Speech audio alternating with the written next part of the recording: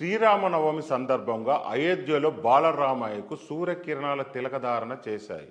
అయితే రామజన్మభూమిలో ఒక ప్రత్యేకమైన బ్యాంకు కూడా ఉందని మీకు తెలుసా? ఈ బ్యాంకు పేరు ఇంటర్నేషనల్ సీతారాం బ్యాంక్. రాముడి నగరంలోని ఈ బ్యాంకులో ఖాతా తెరవాలంటే సీతారాం అనే 5 లక్షల సార్లు రాయాలి. ఈ బ్యాంకు 1970 ఇయర్లో స్థాపించబడింది. ఈ బ్యాంకులో 35,000 మంది ఖాతాదారులు ఉన్నారు.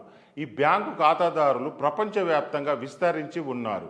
భారతదేశంతో పాటు ఈ బ్యాంకుకు America, Britain, Canada, Nepal, Fiji, UAE వంటి దేశాలకు చెందిన వ్యక్తులు కూడా ఖాతాదారులుగా ఉన్నారు.